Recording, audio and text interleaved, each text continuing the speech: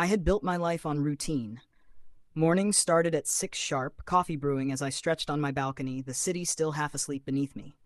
By 7, I was out the door for a run, and by 8, I was at my desk, surrounded by half-finished sketches and the smell of paint.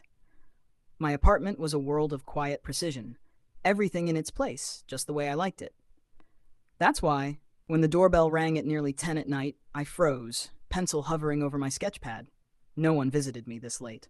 My neighbors knew better, and I wasn't expecting a delivery. I hesitated before opening the door, half expecting a mistake. Instead, I found Leo standing there, leaning against the frame like he belonged. His dark hoodie was damp from the drizzle outside, curls a mess, a duffel slung over one shoulder. He smelled like rain and the faint spice of cologne, and the easy smirk on his face told me this wasn't a coincidence. "Figured you wouldn't answer if I called," he said, shifting the bag higher on his shoulder. "So I came anyway." And just like that, the quiet order of my night was shattered. I stared at him, my fingers still curled around the doorknob. The city buzzed faintly in the background, cars passing, distant laughter from the bar down the street. But in that moment, all I could hear was my own pulse, steady and uncertain. Leo was the kind of person who moved through life like he was always chasing the next thrill, the next moment, never staying in one place long enough to let the dust settle. I hadn't seen him in months, and now here he was, standing at my doorstep like it was the most natural thing in the world. "You just showed up," I said. Not a question, but a statement of fact. His smirk deepened. "You always did like stating the obvious." I should have told him to leave. I should have shut the door, turned back to my sketch pad, and pretended this never happened.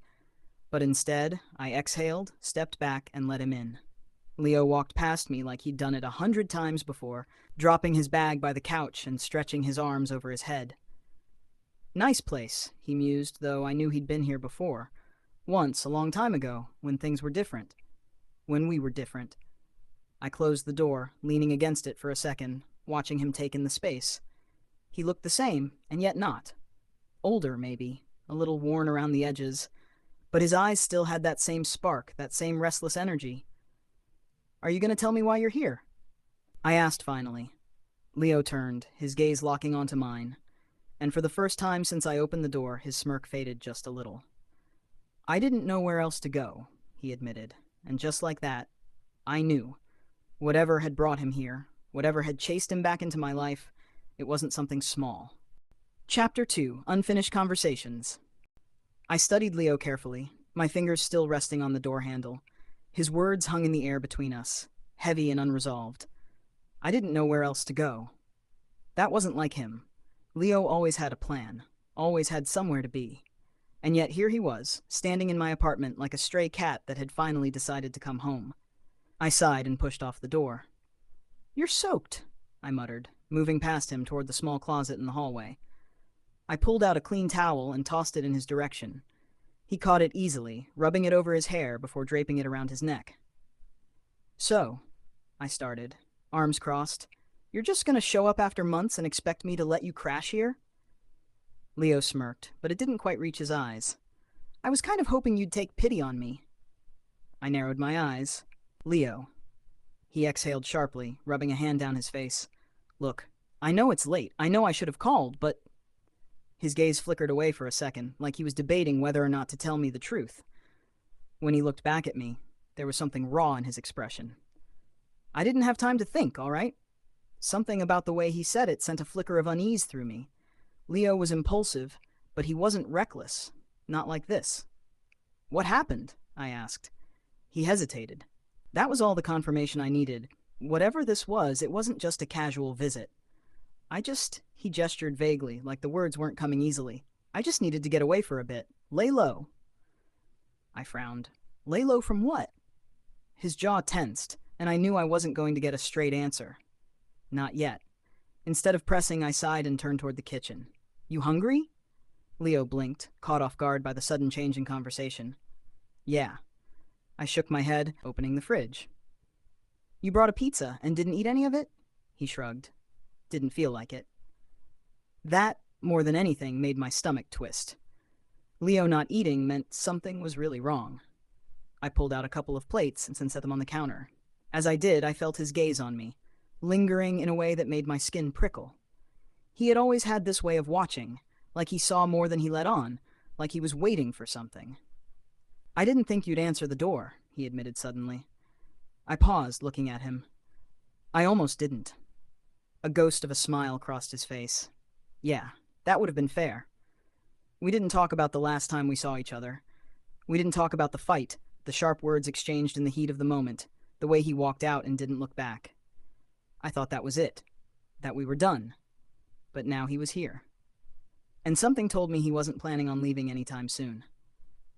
Chapter 3. The Storm That Follows. I let him stay. I told myself it was temporary, just one night, just until he figured out whatever mess he'd gotten himself into. But when morning came, Leo was still there. I found him on the couch, sprawled out like he belonged there, one arm draped over his eyes. His duffel bag was still by the door, untouched. For a moment, I just stood there watching him. He looked different when he slept. Less guarded, less like the whirlwind that always threatened to pull me in. The city hummed softly outside, and I thought about how easy it would be to pretend this was normal, that he belonged here, that things hadn't changed. Except they had. I cleared my throat, and Leo stirred, blinking up at me. "Morning," he mumbled, voice thick with sleep. "You're still here." He smirked, stretching his arms over his head. "Good morning to you, too." I exhaled, rubbing my temples. "Leo, look, I know what you're going to say." He sat up, raking a hand through his already messy hair. "And I'll go. I just need another day, maybe two." I studied him. The way his shoulders tensed, the way his fingers drummed against his knee, he was waiting for me to say no, to shut him out. Instead, I sighed. "Fine." His head snapped up, surprised. 2 days. That's it." A slow smile crept across his face. "You're the best, you know that?" "Don't push it." I muttered, turning toward the kitchen. But as I poured my coffee, I couldn't shake the feeling that letting him stay was a mistake. Because Leo never showed up without a reason, and whatever had brought him here, whatever he was running from, I had a sinking feeling that it was about to drag me down with him.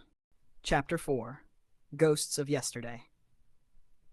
The next 2 days passed in a strange, quiet rhythm. Leo slipped into my routine like he had always been part of it, stealing sips of my coffee, flipping through my sketchbooks without permission, tossing casual remarks over his shoulder like we hadn't spent months avoiding each other. He didn't talk about why he was here, and I didn't ask. Not directly. But the signs were there. The way he checked his phone and frowned at the screen, fingers tightening around it before setting it down face first. The way his shoulders tensed whenever a car passed too slowly outside. The way he stayed close, hovering near me like he was waiting for something to happen. I should have asked. Maybe I was afraid of the answer. Instead, I let it go, convincing myself that whatever storm Leo was running from would pass.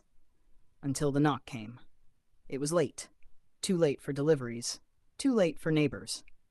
My pulse stuttered as I met Leo's gaze. He had gone still, the easy energy he carried vanishing in an instant.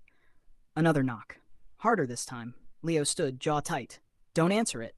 "Leo, don't." That single word, low and edged with something I couldn't place, was enough to stop me in my tracks. A shadow moved behind the frosted glass of the door. "Leo, open up," a voice called. Male. Familiar, though I couldn't place it. I turned back to Leo, who had gone pale, his hands clenched at his sides. That was the moment I knew. Whatever he was hiding, whatever had sent him here, wasn't just in his head. It was standing outside my door. Chapter 5. What We Leave Behind. I had never seen Leo scared before. Not like this. For a second, we just stood there, neither of us moving. Then, like a switch flipped, Leo grabbed my wrist and pulled me back, shaking his head. "I'll handle it," he muttered, voice tight. "Just stay here." But that wasn't how this worked. Not anymore. I shook him off, crossing my arms. "Either you tell me what's going on, or I open that door myself." He cursed under his breath, running a hand through his hair. The knocking came again, louder this time, followed by a sharp sigh from the other side. "For God's sake, Leo. I know you're in there." Leo exhaled sharply. He hesitated. "It's Owen." The name hit me like a weight. Owen. The guy Leo used to run with. The one I had told him over and over was trouble. Leo dragged a hand down his face. "He's not supposed to be here." But he was, and judging by the tone of his voice, he wasn't leaving anytime soon. I took a step toward the door, but Leo caught my wrist again, this time more gently. "Please," he murmured. "Just let me handle it." There was something raw in his expression, something almost pleading. I hesitated, but eventually I nodded. Leo swallowed, then squared his shoulders and opened the door. Owen stood there, looking just as I remembered. Sharp features, a cocky smirk that didn't quite reach his eyes. His gaze flicked past Leo to me, curiosity flashing across his face before he turned back to Leo. "You're hard to track down, man," Owen said, tone casual but laced with something else. Leo leaned against the frame, arms crossed. "Maybe I didn't want to be found." Owen chuckled. "Yeah, I got that. But disappearing like that, no warning, that's not how this works." Leo stiffened, and I saw it then. The way his fingers twitched, the way his weight shifted like he was preparing for something. Owen sighed dramatically, shoving his hands into his pockets. "Look, I'm not here to make this difficult. You know how things go, Leo, how you walk away. You don't just get to pretend none of it happened." A muscle in Leo's jaw twitched. "I am walking away," he said, voice low. "I already did." Owen studied him for a long moment. Then, to my surprise, he smirked. "All right," he said, "I'll tell them you're out." Leo didn't move. Owen turned to go, then paused, glancing at me once more. "Nice place you got here." I didn't respond. Then, just as suddenly as he had arrived, he was gone. Leo closed the door and let out a breath, running a hand through his hair. I crossed my arms. "Are you going to tell me what that was about now?" He looked at me, exhausted but relieved. I was involved with something. Something I shouldn't have been. I wanted out, but I didn't know if they'd let me walk away. I frowned. "And now?" He hesitated, then let out a small, breathless laugh. "I think I'm finally free." The weight in my chest eased. I wanted to be mad at him for dragging me into this. But more than that, I was just glad he was here. "You could have told me," I muttered. Leo smiled, the first real one since he arrived. "Yeah." "I know." I sighed, shaking my head. "So what now?" He stretched, smirking. "I don't know. I was thinking, maybe I stick around for a bit." I rolled my eyes, but I didn't argue, because despite everything, despite all the chaos Leo always seemed to bring, a part of me had already decided he wasn't going anywhere. Not this time. Chapter 6. Things Left Unsaid. The apartment felt different after Owen left, like the air had shifted, like the weight Leo had been carrying had finally started to lift. But I could still feel the tension in him, the way his shoulders stayed rigid, the way his fingers tapped absently against his knee as he sat on my couch, staring at nothing. I watched him from the kitchen, pretending to busy myself with the dishes. He had barely said a word since Owen walked away, but I could tell he wasn't fine. So I did what I always did. I made tea. When I set the mug down in front of him, he blinked, like he hadn't even realized I was there. He glanced at the tea, then up at me. "You remembered," he murmured. I rolled my eyes. "It's just tea, Leo." "No," he smiled, small but real this time. "It's my tea, the kind I always used to drink when I stayed over." I didn't respond, just sat down across from him, watching as he curled his fingers around the warm mug. For a while, we sat in comfortable silence, the steam curling between us. Then quietly, Leo spoke. "You know, I wasn't lying when I said I didn't know where else to go." I glanced at him, but he wasn't looking at me. His gaze was fixed on the tea, like it held answers he hadn't figured out yet. "I had places I could have gone," he continued. "Other friends, old haunts, but none of them felt safe." His fingers tapped against the ceramic. "Except you." Something in my chest tightened. I opened my mouth, but before I could say anything, Leo finally looked at me. "I know I'm a mess," he admitted, his voice quieter now. "I know I dragged you into something you didn't ask for, but you still let me in. You always let me in." I swallowed hard. "Maybe that's a mistake." Leo smirked, but there was no bite to it. "Maybe," then softer. "But I don't think it is." I wanted to argue, to remind him of all the times he had disappeared without a word. But then I remembered how he had looked at Owen at the door, how he had shielded me, how his first instinct had been to keep me safe. Leo had always been reckless, but when it came to me, he was careful. And that scared me more than anything.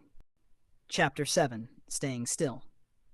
The next morning, I woke up to the smell of coffee. For a moment, I thought I had imagined it. Leo never woke up before me. But then I heard quiet footsteps in the kitchen, the soft clink of a spoon against ceramic. I pushed myself out of bed, rubbing the sleep from my eyes as I walked toward the doorway. And there he was. Leo stood by the window, a steaming mug in his hands, the morning light catching in his tousled hair. He looked peaceful in a way I hadn't seen before, like, for once, he wasn't running from something. I leaned against the doorframe, crossing my arms. "You made coffee?" Leo turned, a slow smirk curling his lips. "What, you think I don't know how?" "I think you never stay in one place long enough to bother." He chuckled, but there was something softer behind it. Maybe I finally found a place worth staying for.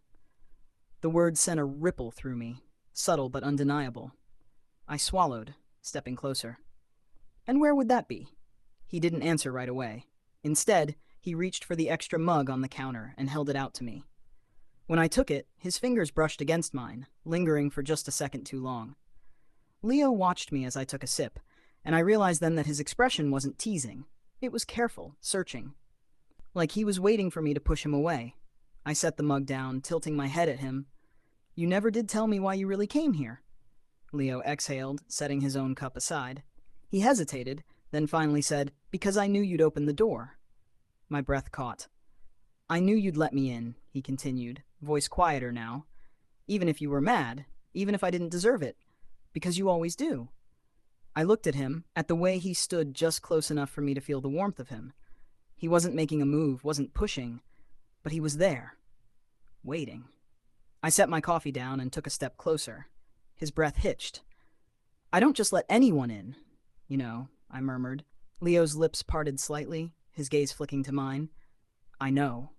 I hesitated for only a second before reaching up, fingers grazing the side of his face. He leaned into the touch instinctively, his eyes fluttering shut for half a second before opening again, hazy and warm. "Leo," I whispered. He swallowed hard. "Yeah?" I didn't say anything else. I didn't have to. Instead, I closed the distance between us. His breath caught the moment our lips met, but then his hands were on my waist, pulling me closer like he had been waiting for this, hoping for it. He kissed me slow, careful, like he was afraid I'd disappear if he held on too tightly. But I wasn't going anywhere. When we finally pulled apart, Leo let out a breathless laugh, resting his forehead against mine.